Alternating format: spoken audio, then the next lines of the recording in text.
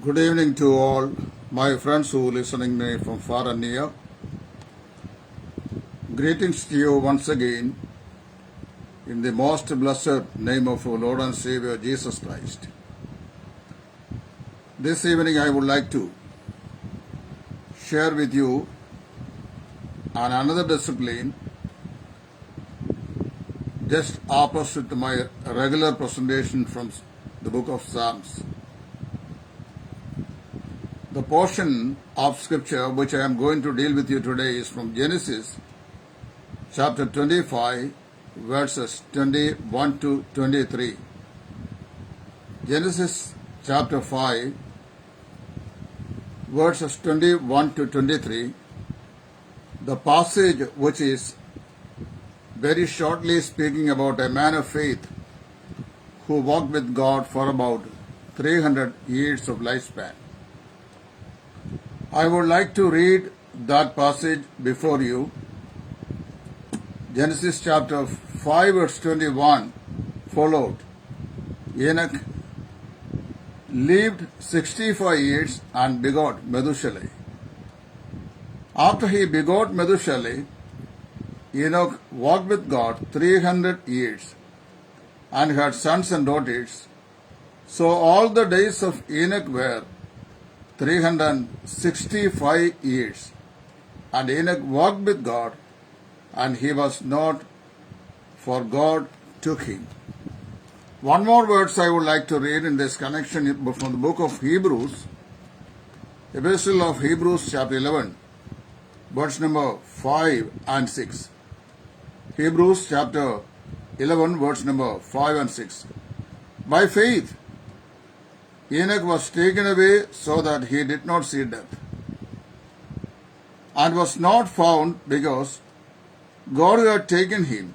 For before he was taken, he had this testimony that he pleased God. But without faith it is impossible to please him, for he who comes to God must believe that he is, and that he is a rewarder of those who diligently seek him. These are the two portions of scriptures which speaks about Enoch, a man of faith, a man who walked with God. So tonight I have captioned my message, a walk with God. A walk with God, and the theme of the presentation is going to the life of Enoch, who lived in the early days prior to the cataclysm which washed away the primitive world. Here in this morning I have noticed a friend of mine who is a regular presenter in the social forum, always writing in a very strange way, especially on the security of salvation. There has been a long-term fight between me and that brother, especially on this discipline, that is the security of our salvation. In today's presentation also he wanted to deny the reality of the doctrine which the Word of God teaches us, that salvation is secured forever, for which he had presented from the life of Enoch. A very fancy interpretation, what I have noticed in his presentation this morning was, he was attempting to present a sentence in his writing that Enoch was translated without tasting death because he walked with God even to his last days. So the emphasis what he wanted to give here was, unless otherwise Enoch had not lived unto the last days and walked even to the last days with God, that he wouldn't have taken into glory. Bible never says so. This I felt as a very fancy method of interpretation, and something this brother was reading into the scripture. On another occasion also I told you, there are two different types of interpretation of the scriptures. which is applied to the field of interpretation. Number one is exegesis and the other one is eisegesis. I think the students who are in the seminaries, in the Bible seminaries, when they learn about the homiletic science and the biblical interpretation, necessarily they'll have to take up these two methods of interpretation for the interpreting a passage of scripture. The first of which it comes into the caption as exegesis. Exegesis means bringing the text out. That means the writer of an epistle or writer of a book would have a very specific ideology or a message in his heart which he wanted to communicate to the readers. And that message is very clearly and literally presented in his writing by the help of the Holy Spirit. And when you and I read that passage, we have to read the passage altogether with its immediate context and understand in what relation the writer has presented that passage and fixed the passage in between those two lines. We are trying to interpret the way exactly what was intended by the writer to communicate to the readers. And this methodology is known as exegesis. That means bringing the meaning of the text out. Bringing the meaning of the text out. And the second method of interpreting the scripture is known as eisegesis. Eisegesis actually is in simplest meaning, it is interpreting to the text. One is interpreting the text and the second one is interpreting to the text. How a person will interpret something to the text. For example, if I take a passage of scriptures without looking into its immediate context and the verses before it and after the passage, but simply I look into the passage and then makes my own meditation, my own imaginary, and my own style of interpretation, and then I assume that this is what it would be communicating, the ideology. It is not something that God what He intended to communicate our mind, but the writer or the presenter of the passage is assuming something to the text as its meaning and then presenting it to the audience. This kind of interpretation is known as eisegesis. Many of the theologians and Bible teachers in Christendom now the method what they follow is not exegesis but eisegesis. The exegetical method of interpreting the text has still 4 or 5 different sub-methods which are called literal interpretation, grammatical interpretation, contextual interpretation, historical interpretation, prophetical interpretation, and such as. But seldom people will look into all these principles of interpretation, but rather they go on reading the passage and presenting it according to the way that they wish. They get some ideas and ideologies, they find out their own meaning, and they put the meaning into the text and try to interpret it before the people. And the people who do not know exactly whether it is exegesis or eisegesis will follow whatever being spoken to them or taught to them. It's a very wrong way of approaching the interpreting the word of God. So here, this brother, this morning when he had written about the story of Enoch, he wanted to present a message which he holds very tightly in his mind for years, for which he was fighting in social forums for several years. That he wanted to say, unless otherwise Enoch had not walked unto the last day, that he wouldn't have been translated. Bible never says so. So I would like to present you 5 important factors in relation to the life of the man who walked with God, whose name was Enoch, whose entire story is shortly written in the passage which I have already read before you. First of all, when we learn about this great man of God, we understand him about that Enoch was an orderly man. He was a man of orderliness. In every ways of his life, in every aspects of his life, he had certain orders to follow the Lord Jesus Christ. We read that here in the text that Enoch lived 65 years and begot Methuselah. The son of Enoch was called Methuselah. What does it mean to be? The word Methuselah means when he dies that it will happen. When he dies that it will happen. In the Old Testament times when the parents used to give the names to their children, many of them they used to give prophetical names with meaning. So this name Methuselah had a prophetical meaning, which probably the Holy Spirit of God might have revealed Enoch. And whereas he named his son Methuselah, which means when he dies that it will happen.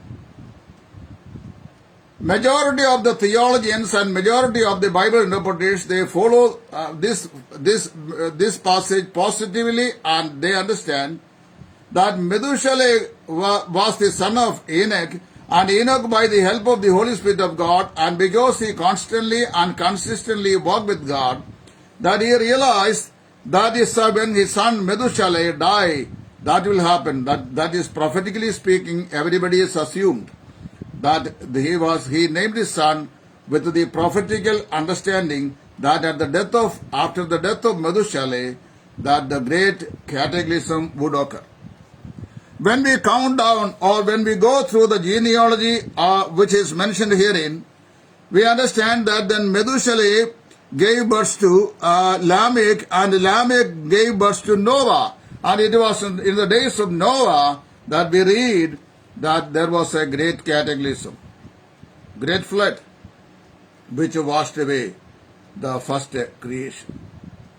So we need to understand that since the moment that a son was born to this great man of faith, he began to walk with God. The starting point of his spiritual fellowship began with the birth of his son Methuselah, prophetically, which told him that something is going to happen, that something was a great judgment which God was going to bring about the world because of the nefariousness of the people. In Genesis chapter 6, in the first first few verses, we read the story that the Lord himself says, "Now it came to pass when men began to multiply on the face of the earth, and daughters were born to them, that the sons of God saw the daughters of men, that they were beautiful, and they took wives for themselves of all whom they chose. And the Lord said, My spirit shall not strive with man forever. And yet his days shall be 120 years. There were giants on the earth in those days, and also afterwards when the sons of God came into the daughters of men, and they bore children to them. Those were the mighty men who were of old men of renown." Verse number 5 of chapter 6 is read, "Then the Lord saw the wickedness of man was so great on earth, and that every intent of the thoughts of the heart was only evil continually. And the Lord was sorry that he had made man on the earth." This was the context. In such a situation, God was about to bring his judgment upon the face of the world because of the nefariousness of people, the wickedness of people. The wickedness of man was great on the earth. And because of that, God was proposing to execute judgment upon the people so that he should cleanse the whole creation. And he even said that, "I was sorry because I made man on the earth." Prophetically knowing the oncoming event, Enoch began to work with God by the birth of his son Methuselah. And a very important thing also in relation to his lifestyle, we need to understand that Enoch was an orderly man, first of all, and secondly, the character of his walk is very specifically mentioned here. What type of walks he had with God. It says, he was in the midst of family duties. He was a married man, he was a family man, he had begotten a son whose name was Methuselah, and in the midst of all his family duties, he walked with God. There are people in Christendom today who teach us that marriage is not necessary for those who are walking with God. And some of the Episcopal in churches are prohibiting their sophisticated church leaders to marry. So therefore they refrain from marriage. And very recently I was talking with a great man of God, and I asked him the explanation for or the reason for refraining from marriage relationship and family relationship while keeping the office of an Episcopal church. He told me, refrain from marriage is more essential for a serious service to be rendered to God. I don't understand what explanation he was giving in fact. My Bible in the King James Version or any versions, according to 1 Timothy chapter 3 verse 1, Apostle Paul says, if a man desired to have the office of a bishop, not even an elder, the word elder is usually used by the modern people and pastors. Pastor is used by the Pentecostals and Charismatics, but the Episcopal churches often they call their church leaders by the name either Episcopa or Bishop. So Paul says that if a man decides to have the office of a bishop, then he must be a husband of one wife. He must be a husband of one wife, which says a bishop must be a married person. In the following verses, when Paul explains further, he is asking the question, he who does not know how to rule his house, how shall he be able to rule the church of Jesus Christ? That means the rulership or the shepherding of the church must begin at home first. Then that has to be extended to the church of Jesus Christ. And he who is not a family man, he who does not know how to build up his family, build up the character of his children, and build up the responsibilities of himself in a family circle, that he is unable to carry out the task which God has entrusted to look after the church of Jesus Christ.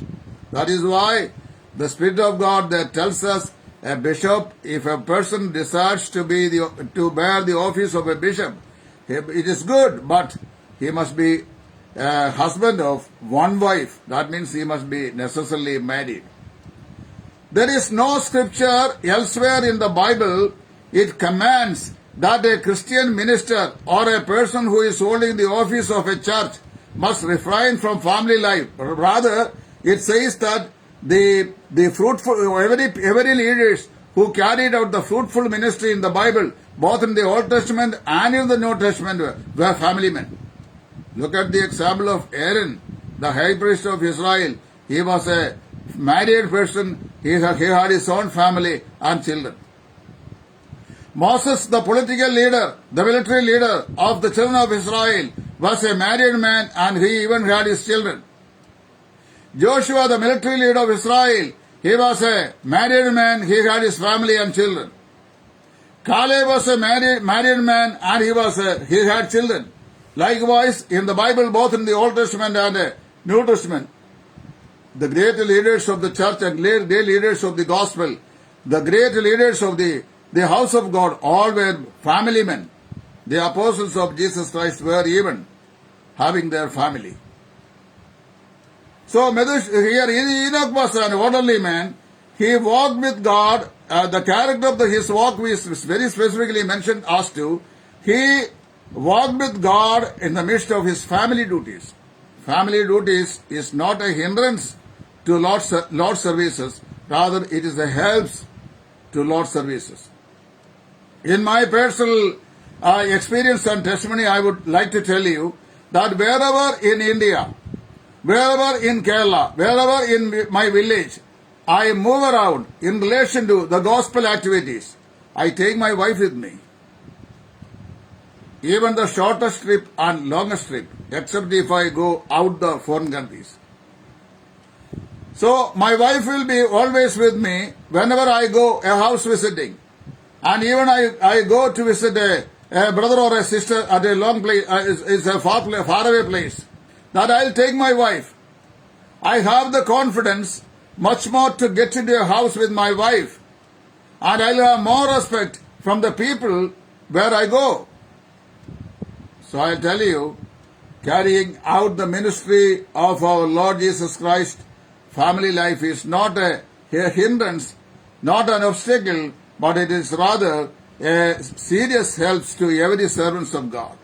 And I recommend every pastors, every evangelist, every elders of the assembly, whenever they visit some houses, whenever they go and have to stay at some places for few days, it is better for them to have their wives with them.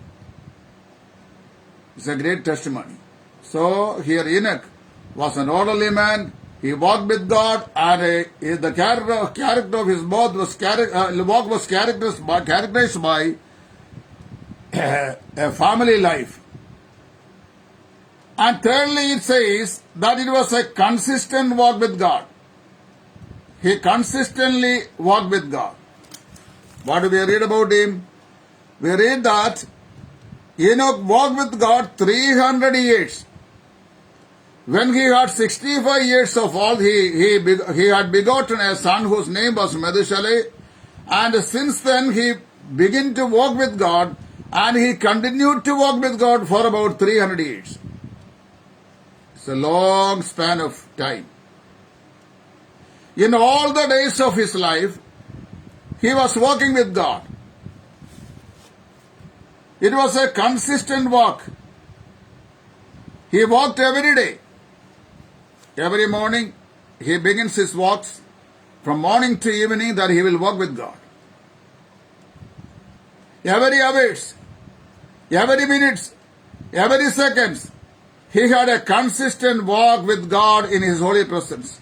And secondly, he walked very humbly. He walked very humbly. And he even walked unto the end of his life.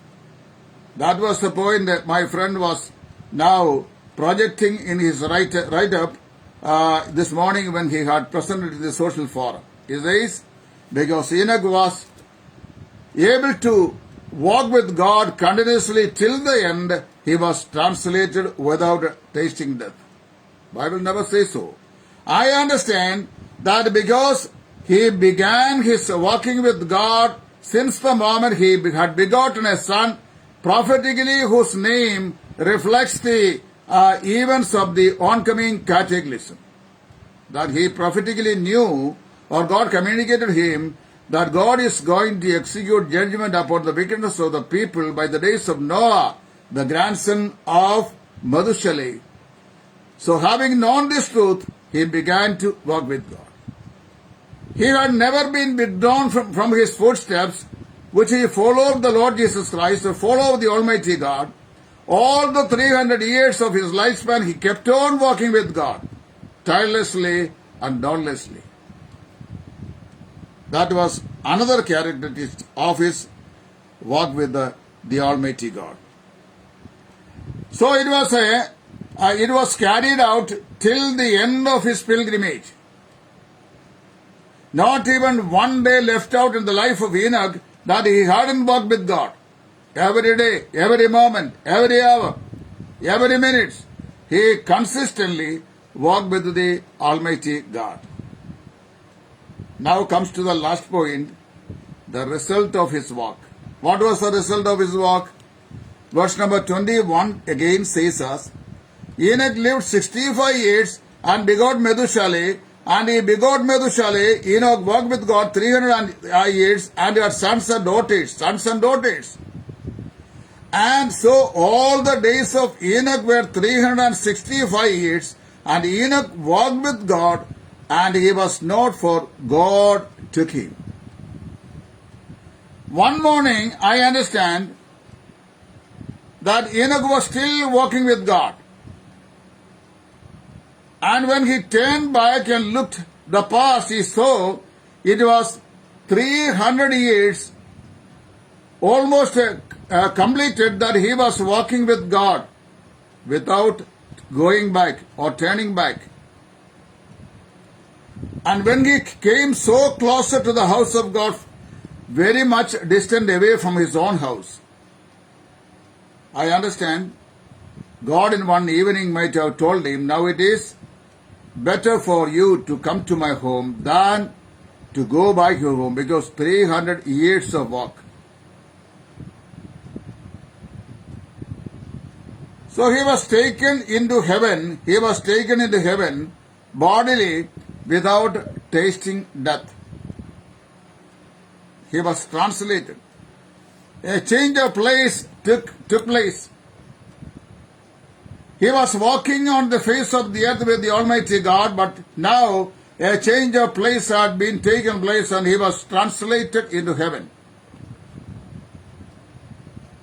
The main reason, the fundamental reason for his translation, the scripture says that he pleased God before he was taken away. He pleased God before he was taken away. According to the defense of my Facebook friend who presented himself, saying that unless otherwise a person who continuously his walks of faith even unto the last, that he will not be translated. Rather, here this text says that the reason for his translation was not his continuous walk with God, but because of his personal commitment to the fellowship of God. When did he start to walk with God?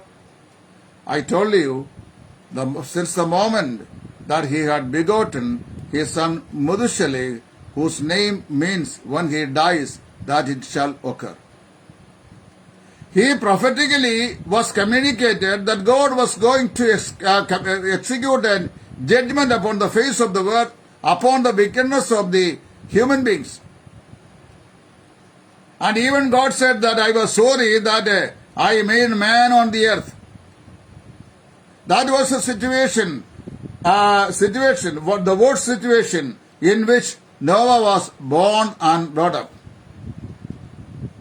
Praise God for that. Having known this truth, he started walking with God. You and I, we begin to walk with God from the moment that we realize that we are sinners and we need a Savior, and accordingly we confess our sins unto the Lord Jesus Christ and accepted Him into our heart. Since that moment, we begin to walk with the Lord, and then we continue that fellowship with the Lord Jesus Christ to the last breath.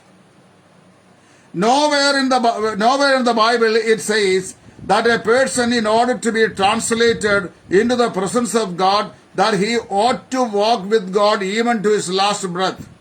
That is his prime responsibility for which he is being redeemed.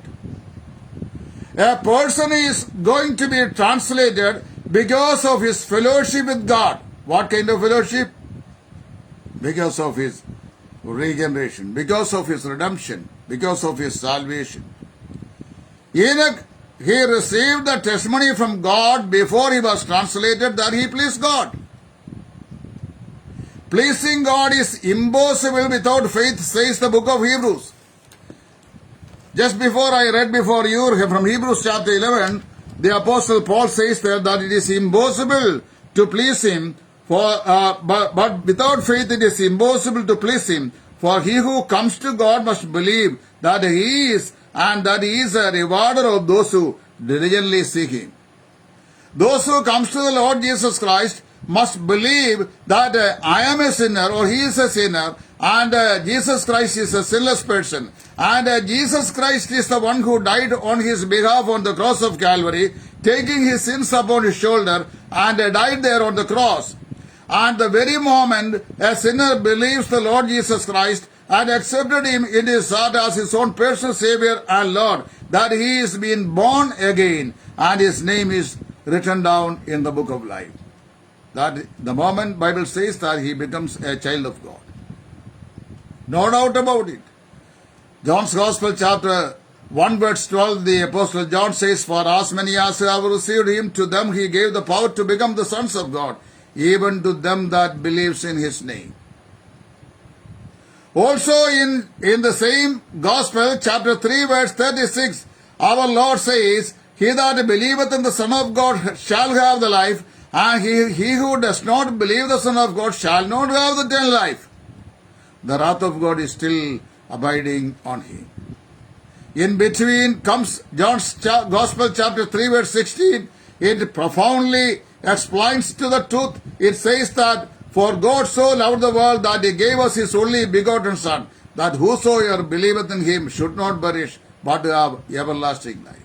You and I become a child of God, not because we are going to walk with God till the end of our life, but because necessarily that we personally accept the Lord Jesus Christ as our own personal Savior and Lord. When we personally exercise our faith on the substitutionary death of Jesus Christ, the Lord Jesus Christ forgives our sins and He begins to dwell in our heart.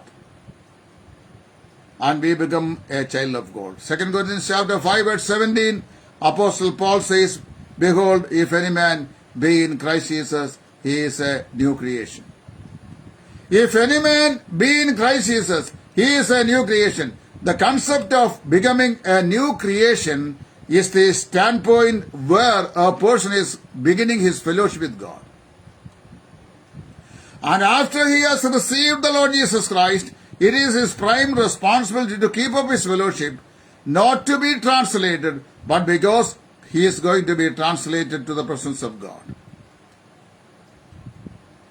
Here I understand my opponent was consistently presenting his doctrine to disable the security of salvation which the Lord Jesus Christ has plainly written in the Word of God.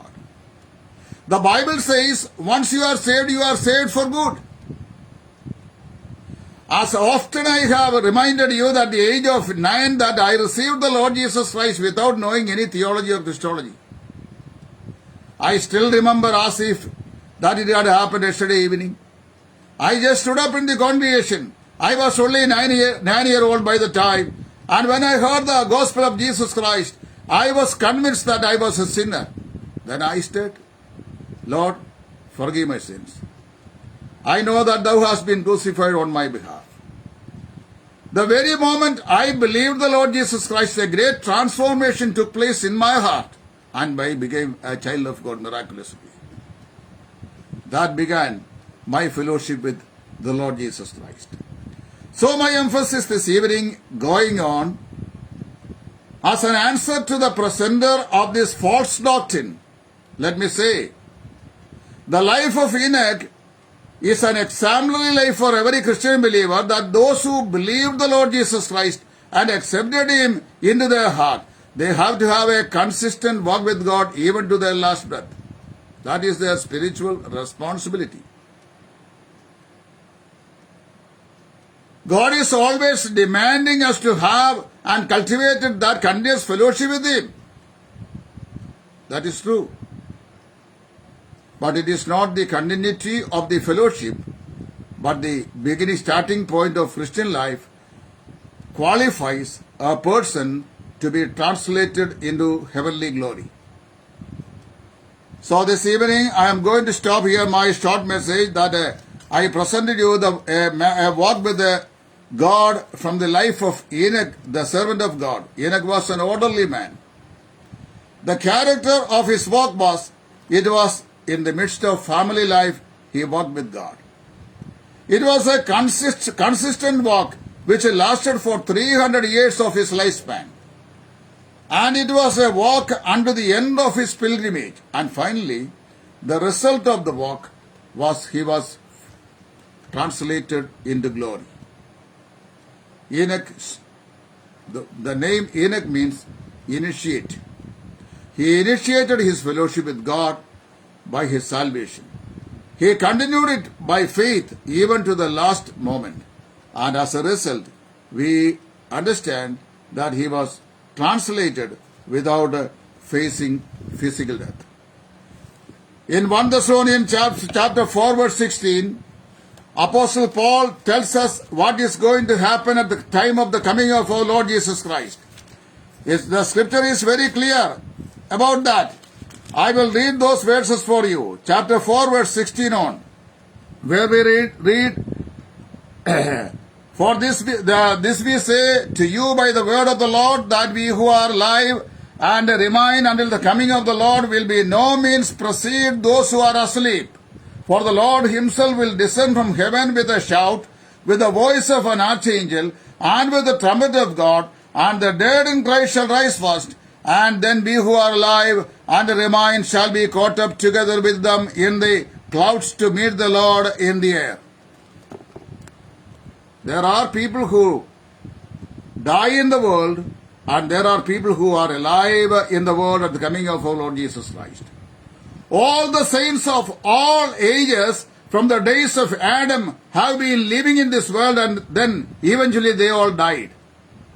And if the Lord tarries to come back, that you and I will die one day. We are not going to occupy the world and live forever here. One day you and I are going to experience that physical death in our personal life. But if the Lord Jesus Christ will come down from heaven tonight to receive his own, which is his church, which is his body, what will happen? All they that are asleep, shall they rise up from their respective graves, and at the same time we who are alive also shall be translated along with those saints who have been resurrected. So Enoch standing there as an outstanding testimony for those who are alive at the time of the coming of our Lord Jesus Christ, and we who are alive also will be translated just the way that Enoch has been translated into his heavenly glory. It is not just like Brother Pudukudi has written this morning in his wrong impression, presenting his denial of the doctrine of security in a horizontal way, twisting the word of God onto his own volition.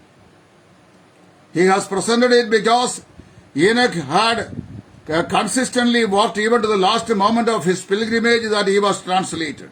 It was not because he was walking with God even to the last moment he was translated, because he was a child of God, because he was a son of God, because he was the one who escaped the judgment of God from above, that he had marked out himself to be a son of God, and therefore he walked with God, and finally he was translated into glory.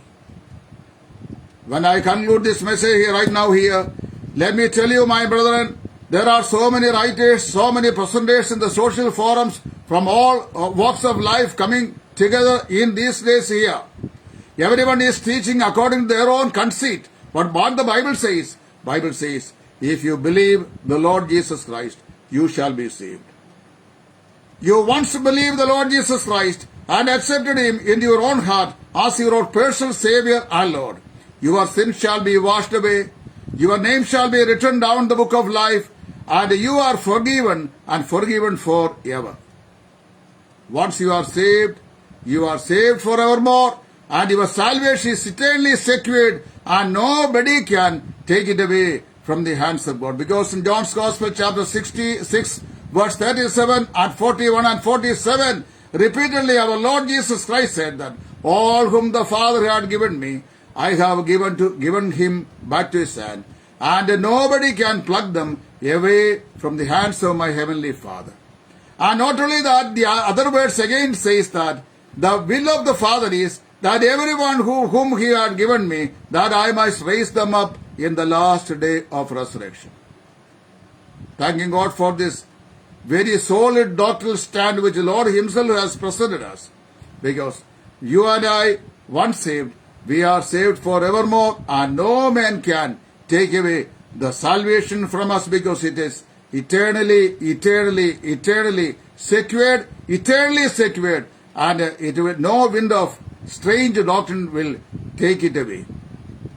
You trust the Lord. Once you trust the Lord, once you believe the Lord, once you accepted him, and once you confess your sins to the Lord Jesus Christ, you became a new creation, and you became a child of God, and you are being translated from the kingdom of darkness into the marvelous kingdom of the light of our Lord Jesus Christ.